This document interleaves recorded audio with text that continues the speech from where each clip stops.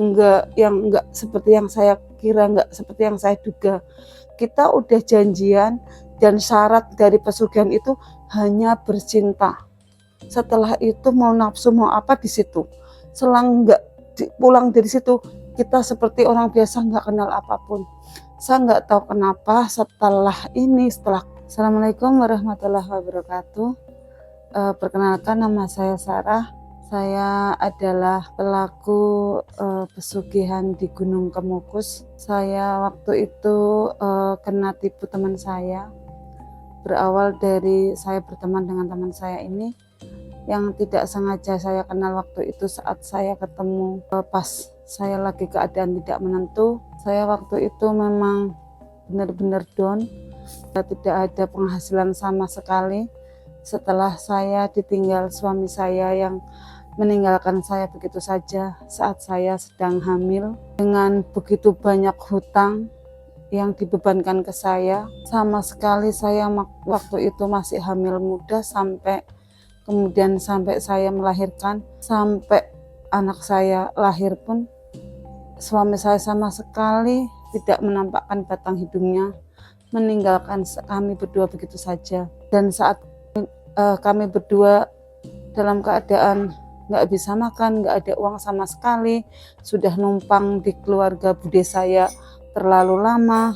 Akhirnya saya putuskan untuk menitipkan anak saya di bude saya.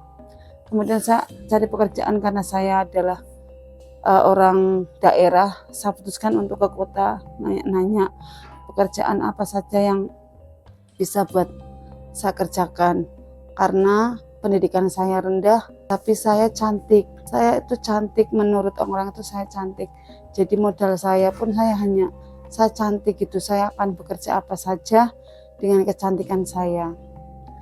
Awal saya ke suatu supermarket besar di kota Pekalongan. Saya ketemu dengan Mbak Lina. Waktu itu kita kenalan. Saya tiba-tiba diajak ke rumahnya untuk bekerja. Ternyata besoknya dia bilang, yuk ikut aku. Kemana Mbak? Ke suatu tempat yang akan membuat hidup kita enak, tanpa kita harus kerja keras, kita nyaman, uang datang sendiri. Siapa yang nggak pengen? Siapa yang nggak terpengaruh dengan kata-kata tersebut? Akhirnya di suatu hari, waktu itu saya ingat sekali, Jumat Pon itu saya pagi dari kota Pekalongan, kita naik bis waktu itu, naik bis sampai ke Solo. Habis naik bis ke Solo, kita naik bis lagi ke Sragen. Ke Sragen itu kita dilewat pinggiran. Ternyata sampai di Sragen saya belum nanya-nanya, karena memang saya nggak enak kalau nanya. Pokoknya saya diajak gitu aja. Sampai di suatu tempat yang ternyata di sana seperti surganya laki-laki. Di sana banyak sekali hiburan, ada karaoke, ada pub, ada kafe yang ramai sekali sampai malam. Kita berangkat dari pagi itu sampai sana habis maghrib gitu. Itu ramai banget, banyak cowok-cowok, banyak perempuan, semuanya banyak ada di situ. Kemudian teman saya itu ada temennya lagi cowok 2 gitu. Terus habis itu dia ngajak kita buat makan, terus minum sebagainya. Akhirnya udah sampai jam 9 malam lebih, 10 malam sekiranya ya waktu itu. Si teman saya yang Mbak Lina ini, pergilah kamu di sini aja sama temanku yang cowok ini, yang satunya lagi. Waktu itu saya nggak begitu kenal, tapi saya kayak nggak asing dengan orang itu gitu, kayak pernah lihat, tapi di mana ya, saya nggak begitu ingat, karena kan saya di daerah lama dan aku pikirnya pernah kenal orang ini nih, tapi siapa, sekilas nggak tahu. Kemudian Mbak Lina itu pergi sama cowok ini, terus bilang, besok pagi kita ketemu di sini lagi ya, atau kalau sudah nanti dini hari kita ketemu lagi di sini, jangan kemana-mana, kamu nggak apa-apa, ini nomor HP saya, nanti kalau ada apa-apa hubungi saya. Oke. Selang mereka pergi, tiba-tiba yang ini cowok ini, sebut saja Mas Indra gitu, bilang ke aku, kamu tahu nggak kamu diajak ke sini buat apa? Nggak tahu. Gini loh, mereka itu mau bercinta. Kalau di hari ini itu Jumat Pon itu di sini adalah harinya pesugihan. Hah, masa sih Mas? Ya, dia menceritakanlah kalau kita melakukan hubungan suami istri dengan orang asing, bukan suaminya sendiri, setiap Jumat Pon kesini setiap bulannya itu selama 7 kali. Kamu pingin kaya, kamu pingin bisa lunasi kamu pingin hidup kaya raya, kamu pingin hidup mewah tanpa kamu capek, di sini tempatnya. Terus Mbak Lina bilang, kamu ada, aku sama kamu. Astagfirullahaladzim. Antara bimbang, antara ragu, antara utang suamiku masih banyak, debt collector ngejar-ngejar aku, anakku harus beli susu, harus makan, tak titipin di keluargaku, semuanya berkecamuk jadi satu. Akhirnya saya putuskan, gimana, kan kita aku udah sepakat sama Mbak Lina, kamu sama aku, temenku sama Lina, kita sama-sama, saya nggak suka sama juga nggak suka sama aku, kita harus melakukan itu. Nanti bulan depan kita seperti ini lagi, nggak boleh kurang dari itu. Kalau kurang dari itu hangus semuanya yang kita lakukan ini. Dengan bingung, sudah di tempat, saya ditinggalin sama temanku. Akhirnya dengan terpaksa, saya udah nggak punya suami juga. Akhirnya dengan terpaksa kita bercinta. Semalam itu kita bercinta, ya ibaratnya kayak berzinah lah ya di situ ya. Terus saya nggak kepikiran apapun, yang saya rasakan cuma nikmat yang luar biasa pada saat itu. Bercinta yang sungguh tidak pernah saya bayangkan waktu itu. Saya nggak tahu dirasuki setan atau iblis atau apa. Yang saya rasakan adalah kenikmatan yang luar biasa. Itu setelah kita bercinta selama berjam-jam dari jam 10 sampai dini hari, kita baru selesai. Dan kemudian Mbak Lina pun sama, kita ketemu di tempat yang sama lagi. Dan saya pun ketemu, saya nangis, Mbak Lina juga berusaha menenangkan saya bahwa ini nggak apa-apa, kamu kan nggak punya suami, yang punya suami aja di sini banyak loh, suami istri datang ke sini, yang istrinya sama siapa, yang laki-lakinya suaminya sama siapa, di sini banyak, apalagi kamu gitu. Oke lah, kita akhirnya, kita akhirnya sepakat buat Jumat Pon yang akan datang, kita akan ke situ lagi gitu. Setelah singkat cerita, Jumat bulan berikutnya, aku datang lagi dong sama Mbak Lina. Saya akhirnya kan kerja ikut Mbak Lina nih, makan di situ, kita kerja bareng gitu. Baru 1 bulan melakukan itu tuh, kita sudah nggak komunikasi lagi. Memang kita benar nggak komunikasi. Terus ketemu lagi waktu komunikasi lagi ketika kita mau oke Jumat Pon kita berangkat lagi, oke ketemu lagi di sana ya. Kita pun berangkat lagi Jumat Pon yang sama, berangkat pagi sampai sana sore, habis maghrib di tempat yang sama kita ketemu lagi. Dan kemudian kita akhirnya bercinta lagi, begitu seterusnya bercinta lagi, diselang-selang sampai ke ketiga kalinya. Di Jumat Pon ketiga kalinya itu kita baru ngeh ternyata Mas Indra ini adalah tetanggaku dulu yang di daerah, dan di kota ternyata istrinya tetanggaku. Jadi walaupun nggak kenal tapi aku ngerti dia dan ngerti istrinya gitu. Kadung semuanya ternyata sudah terjadi, dan itu pun hanya untuk syarat pesugihan saja. Jadi ya sudahlah, kita jalani gitu.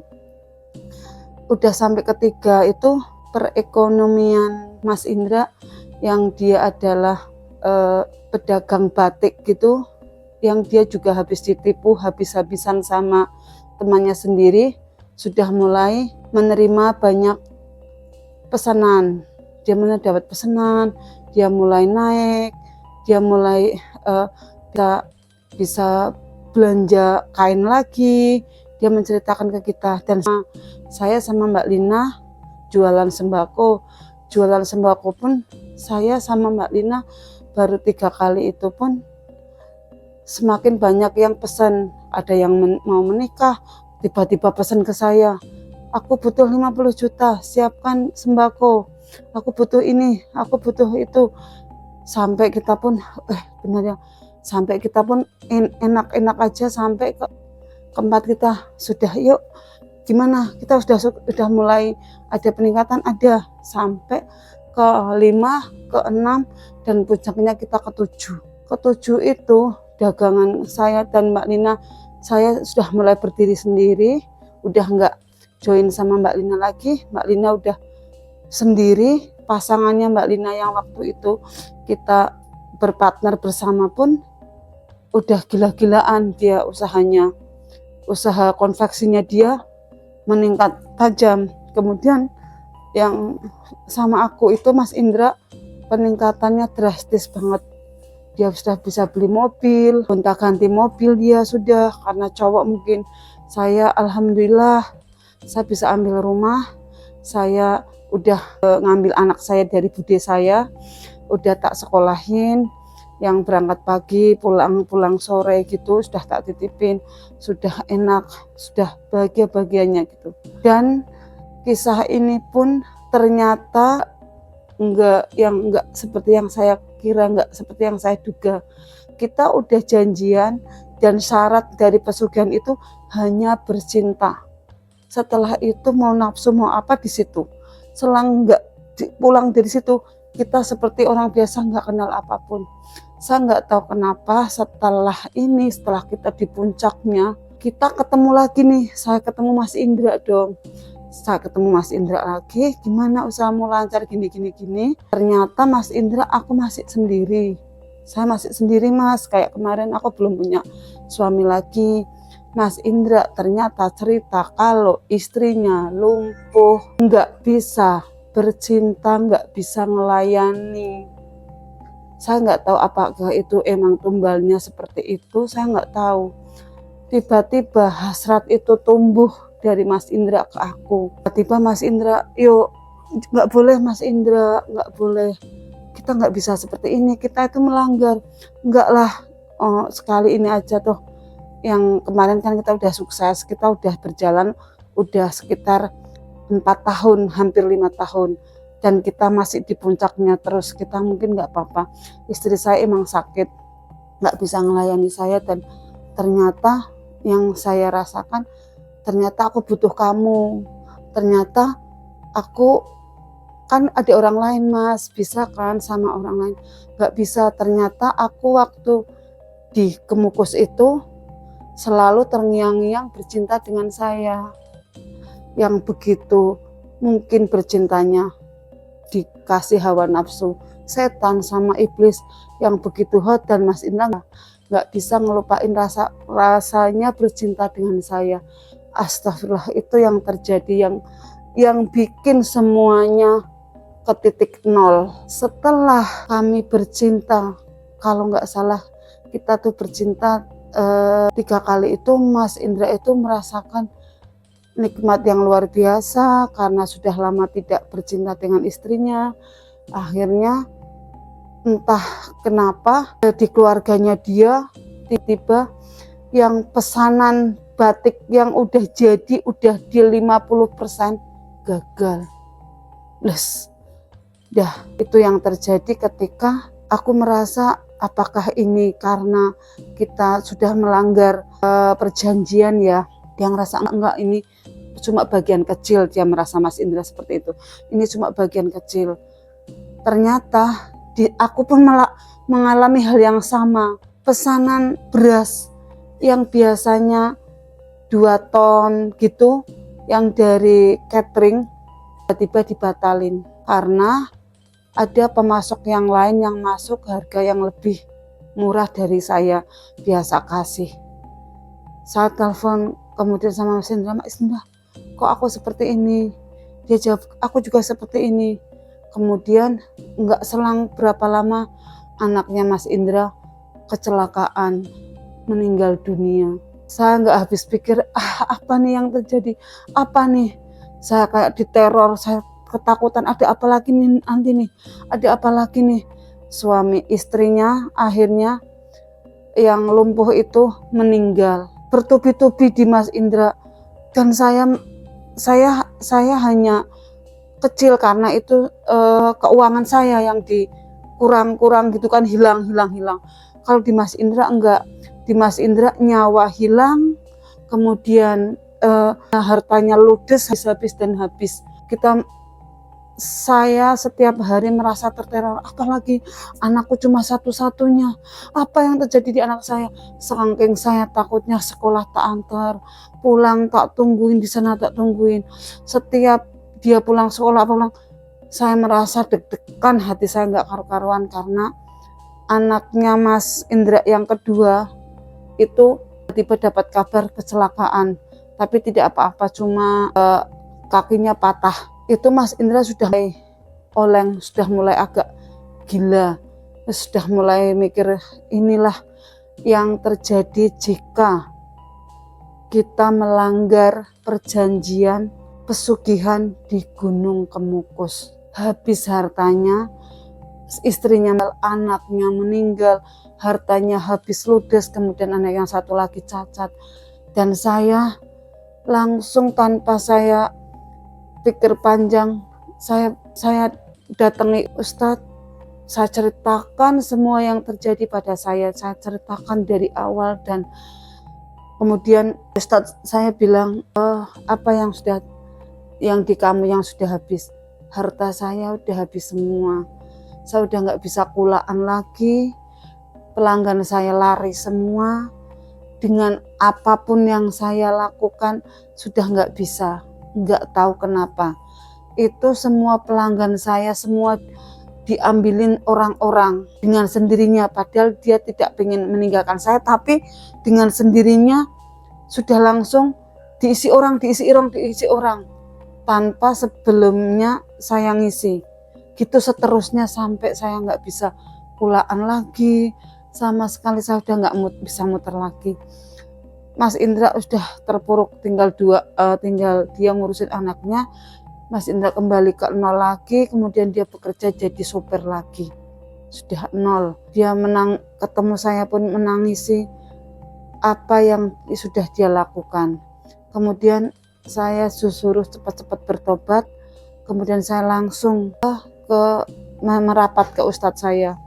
Ustadz saya pun sama, saya dibawa ke sebuah masjid di kota Pekalongan, di daerah pinggiran Pekalongan gitu.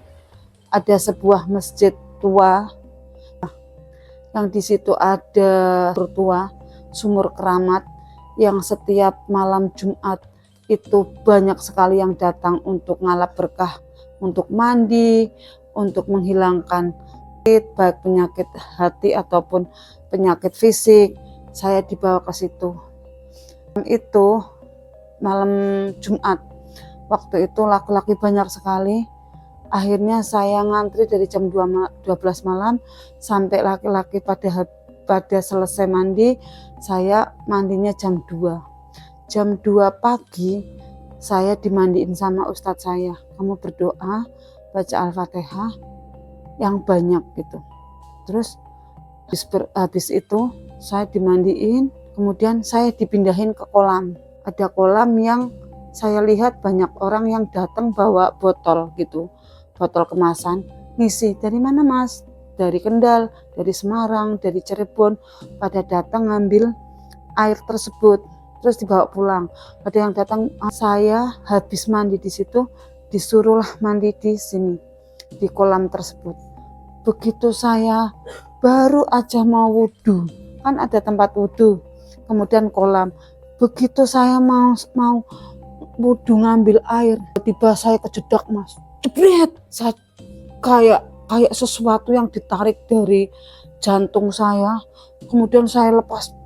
Kan Ustadz saya kan cowok, dia kan berarti di sini kan, nggak mungkin nemenin saya mandi kan, cuma kamu mandinya di situ gitu. Tiba-tiba saya pingsan Mas, saya pingsan. Apa yang terjadi Mas? saya digotong sama 4 orang itu nggak kuat. Padahal saya kurus waktu itu, nggak kuat bapak-bapak itu. Terus mereka bilang gini, kok wajahnya bukan kamu? Jadi wajah saya itu seperti perempuan yang di kerajaan gitu, yang cantik banget, tapi udah setengah baya, terus cantik, wajah saya seperti itu. Di gunung, di pesugihan situ kan, itu kan yang Gunung Kemukus kan ada ceritanya bahwa dia kan istrinya Raja Selir itu yang selingkuh sama pangerannya itu, kemudian dimatiin berdua di situ. Saya merinding nih jadinya. Lah itu kan kok perempuan itu, berarti kan aku mikir, kok tahu ya kayak perempuan di kerajaan, wajahnya seperti kerajaan tapi udah setengah tua. Berarti kan dia udah tua, sudah sepuh, yang selama ini sudah kenal kan, berarti udah gitu kan. Dia si orang-orang yang di sekelilingku dan ustadz itu mengatakan seperti itu, bukan wajahmu tadi. Kita sampai panik karena bukan wajahmu. Begitu saya sadar, di situ saya lihat ular yang waktu saya pingsan, saya lihatnya ular yang mengelilingi tubuh saya, hitam yang sininya oranye.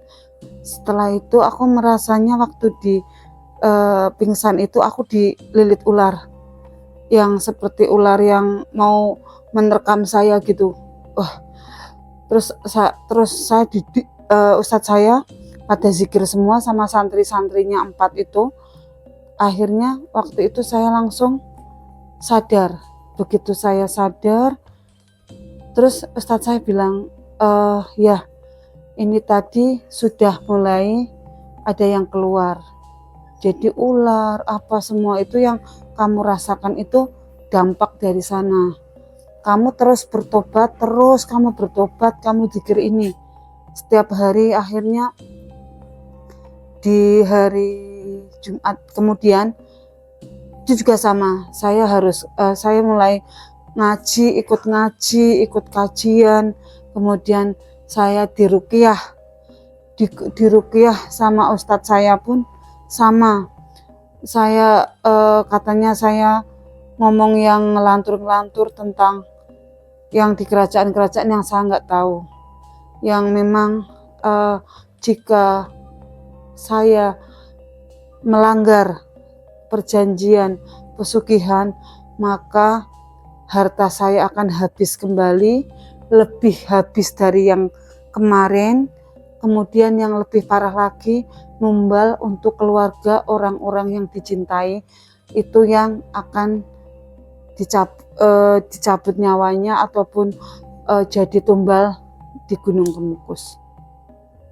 Efek itu terus menghantui saya karena mungkin pada saat-saat tertentu saya ngantar sekolah anak saya, tiba-tiba ada yang melintas seperti genderuwo matanya merah mengikuti perjalanan saya, seperti akan mencekik anak saya. Saya langsung zikir sekeras-kerasnya, la ilaha illallah, la ilaha illallah Muhammad Rasulullah. Bayangan itu hilang. Saya merasa diteror karena nyawa anak saya yang setiap hari saya ngaji, saya baca Al-Quran, anak saya tak deketin terus karena setiap hari saya ada lagi datang ular tiba-tiba melilit tubuh anak saya nggak bisa napas. Malam-malam jam 2 saya langsung dikir, saya telepon sama ustadz saya, ayo berdoa baca ayat kursi. Terus tiba-tiba bayangan ular itu hilang dan anak saya nggak sesak napas lagi. Begitu seterusnya, seperti menghantui saya dengan yang saya cintai adalah anak saya. Maka itu terus yang diteror. Walaupun sampai hari ini pun bayangan itu sudah mulai mengecil, sudah tidak besar sengeri yang kemarin-kemarin, tapi nyawa anak saya yang diteror, bukan saya. Karena saya merasa kemarin pun keluarga Mas Indra yang dihabisin dulu, karena Mas Indra yang ngajak saya bercinta setelah habis dari perjanjian sana 7 kali. Makanya keluarga Mas Indra dulu yang habis nih, dihabisin buat tumbal. Kemudian saya, karena saya mau, anak saya juga ini yang diminta, saya merasanya seperti itu, bukan saya, justru orang-orang terdekat yang kami cintai. Mas Indra pun sama, anaknya 2, tinggal 1 kan yang lumpuh, yang patah tulang, itu pun dia merasa anak tinggal satu-satunya. Ya sudah, saya pun sama, anak saya juga 1 kan. Akhirnya kami berdua sepakat buat tobat. Proses penyembuhan itu memakan waktu yang sangat lama, hampir 1 tahun lebih. Itu teror terus ada.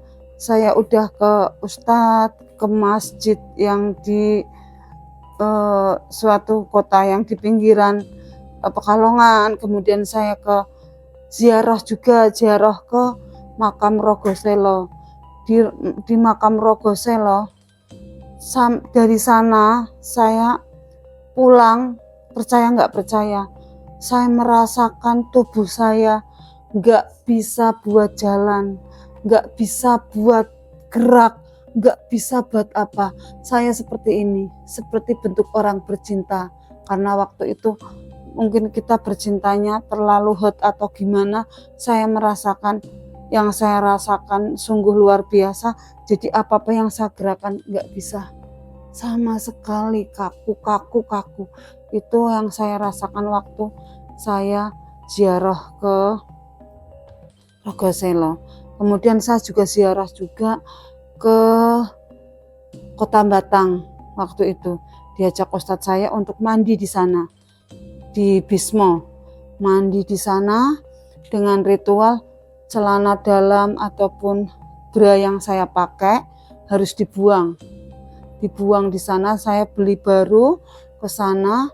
Jam 12 malam saya mandi di sungai yang pancuran ke-7, pancuran pertama, kedua, ketiga, keempat, kelima, keenam, ke-7 paling atas. Saya buang daleman saya sama bra saya yang dulu saya pakai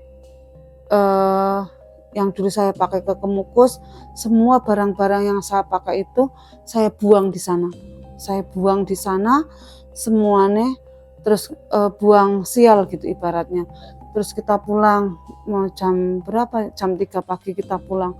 Kita pulang pun kita dihadang sama makhluk gede, matanya merah, yang dia akan menyekak anak saya, ustadz saya dan santri-santrinya, tapi yang dicekek, yang mau diminta anak saya. Seperti itu yang terjadi. Anak saya perempuan, cantik. Jadi saya merasa penghuni Gunung Kemukus itu masih ngikutin saya untuk minta tumbal ke anak saya, karena saya melanggar perjanjian. Dan ke keluarga Mas Indra sama, tobatnya seperti itu kita lakukan terus menerus. Kita lakukan kemanapun ustadz saya bilang, ayo ke kiai ini, ayo ke kiai Kendal, oke, ayo ke kiai mana, kita ke Cirebon, kita ke makam Gunung Jati, kita ke sana. Kita udah lakukan sekali lagi waktu di mobil itu juga sama. Jadi mobil nggak tahu kenapa kita lurus saja, tiba-tiba ban pecah di jalan tol, ban pecah. Lagi-lagi anak saya yang jatuh. Tapi karena mungkin kita bersama santri-santri dan sama ustadz, dan kita niatnya adalah tobat, selamat anak saya, nggak apa-apa. Itu yang terjadi. Mas Indra pun sama, dia pun ke arah yang lebih baik, dia tobat, dia bekerja jadi sopir itu juga sama. Tiba-tiba dia mau nabrak, tiba-tiba dia ngabarin saya seperti itu.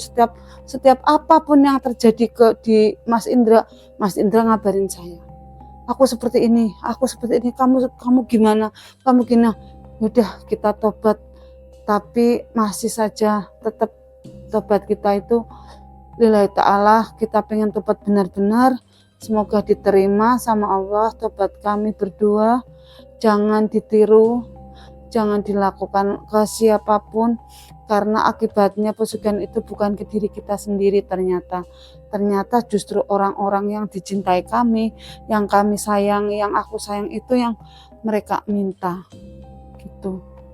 Nah, terus ada lagi nggak selain itu, sudah pernah melakukan apa,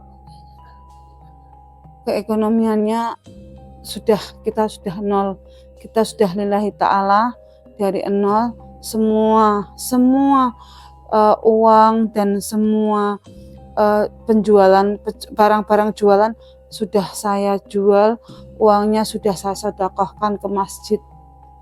Uang panas itu saya sedekahkan ke masjid. Kembali saya hanya punya rumah, punya motor 1, sudah saya nggak punya apa-apa lagi, dan saya jualan, ganti jualan. Saya nggak jualan itu mas, nggak jualan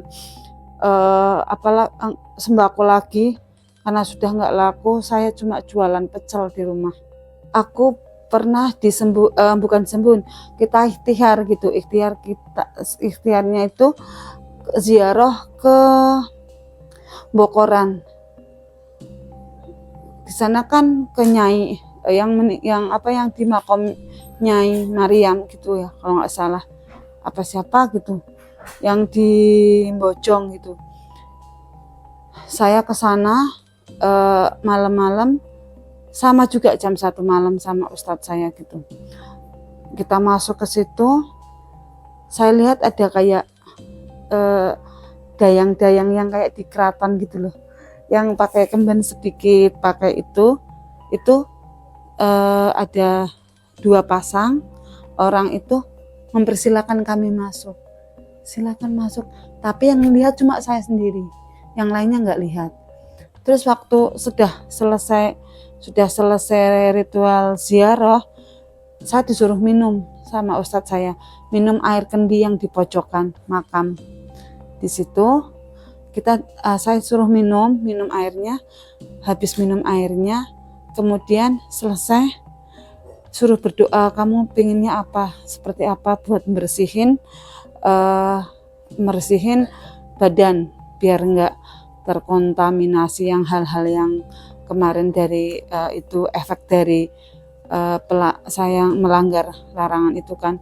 Akhirnya setelah saya minum, di situ ada tempat mandi khusus, memang buat mandi, buat orang-orang jauh mandi. Makamnya tempat mandinya itu di dalam area kuburannya, tapi bukan di makamnya yang kita ziarah, bukan, sudah di luarnya gitu, tapi masih di lingkungan makam gitu, makam umum gitu. Saya lupa, itu di makam Siti Ambariah.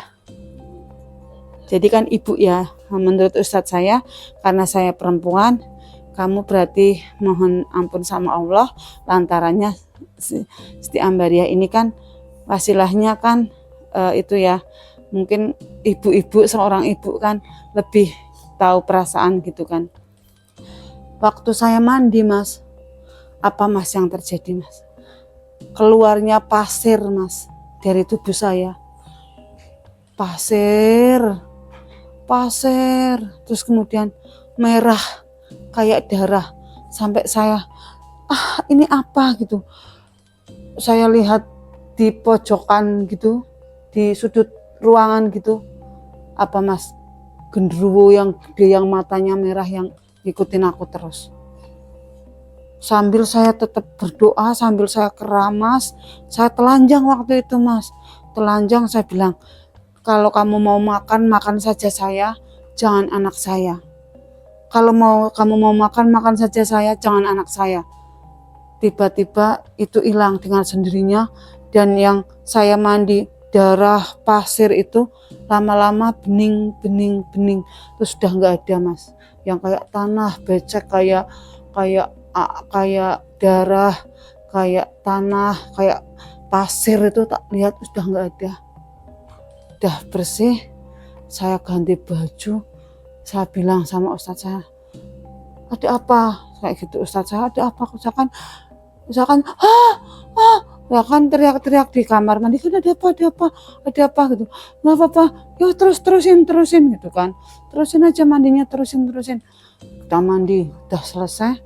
Saya keluar dari situ. Yang saya lihat mau masuk itu, yang orang kayak orang keraton yang pakai kayak abdi dalam itu, sudah tinggal 2 orang, terus mempersilahkan saya pulang. Yang lainnya nggak lihat, Mas. Itu prosesnya sampai begitu banyak. Saya ke kiai, saya ke ziarah kemana-mana yang saya lakukan untuk tobatan saya minta kiai dan ustadz untuk mendoakan kami dan untuk tobat saya, ibaratnya untuk tobat saya, karena sampai pun saya tobat pun itu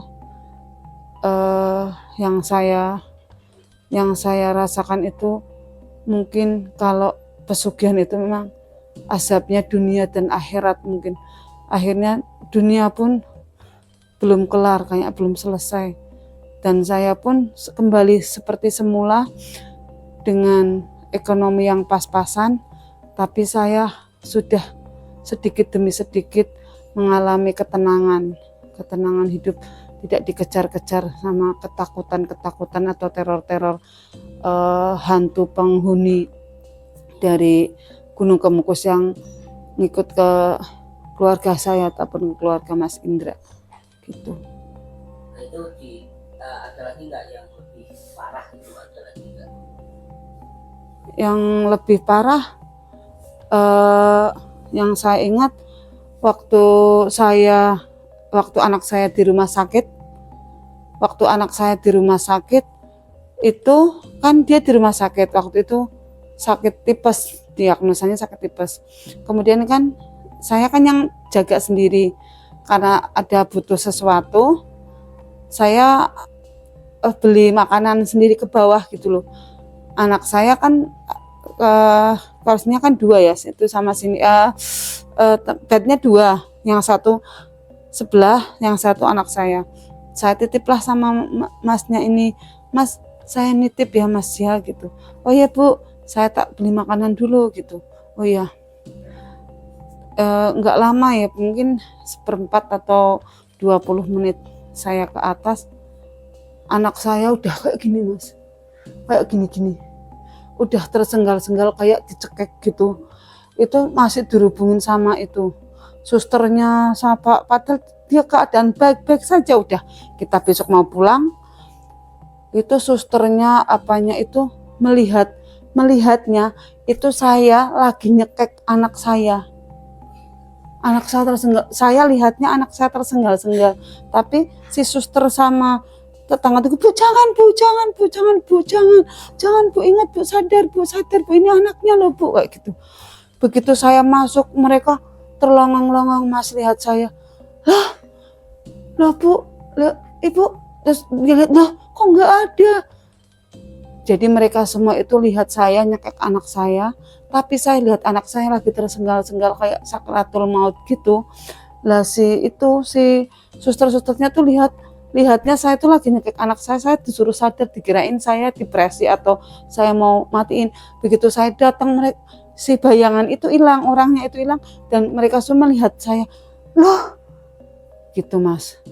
Itu yang dahsyatnya itu. Jadi di rumah sakit itu saya nggak tahu apa itu penghuninya yang rumah sakit itu atau yang itu datang menyerupai saya, mumpung saya nggak ada di samping anak saya, dia mau matiin, saya juga nggak tahu. Wallahu alam bisawab itu. Akhirnya sudah saya nggak kemana-mana lagi sampai saya pulang, anak saya dalam dekapan saya terus sambil saya zikir gitu Mas. Ya untuk dampak yang akhir-akhir ini yang baru ada nggak, pernah nggak Mas nggak bisa lihat itu, bisa kenapa untuk jalan mana? Ya paling sekarang udah mulai sedikit, sudah mulai berkurang, ya banyak berkurangnya. Anak saya kan sekarang sudah masuk pondok pesantren, jadi dia sudah setiap hari kan dia bentengi ayat-ayat Al-Quran, mungkin yang ngaji terus kan.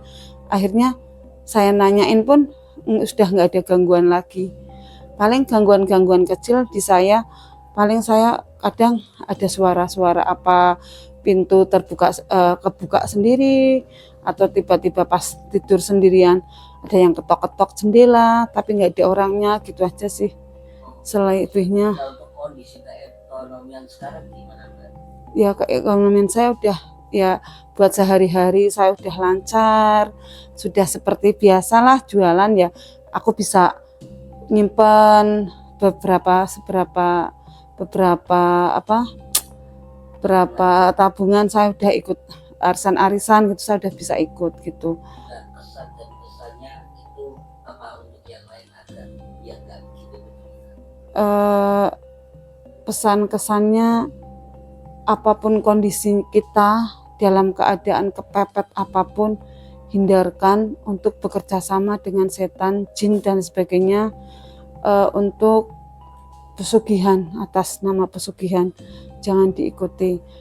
Dalam keadaan kepepet apapun, jangan seperti saya yang itu dijebak, ibaratnya saya dijebak sama teman saya nggak tahu, tiba-tiba udah nyampe sana baru dikasih tahu dan sudah nyemplung gitu saja.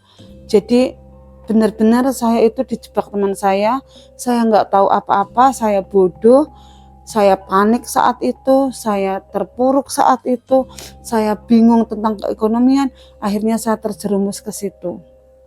Jadi bagi yang orang yang di luar sana, stop, jangan main-main dan kerjasama dengan setan atau jin, karena dampaknya untuk nyawa orang-orang yang kita cintai, orang-orang yang kita sayangi, terutama anak saya, anak kita, itu yang harus dipikirin. Jangan mikirin egonya sendiri ataupun mata duitan ataupun apalah bahasanya yang sekarang, matre ibaratnya, itu lepas semua, tidak berguna semua ketika melihat orang-orang yang kita cintai sekarat di depan mata kita. Untuk semua pemirsa, kisah ini adalah saya alami sendiri, saya yang menjalani sendiri. Saya harap agar semua tidak melakukan hal yang seperti saya. Dan satu, kita harus percaya pada Allah Subhanahu wa Ta'ala yang mengatur kehidupan kita, rezeki kita, jodoh kita, dan mati kita. Gitu.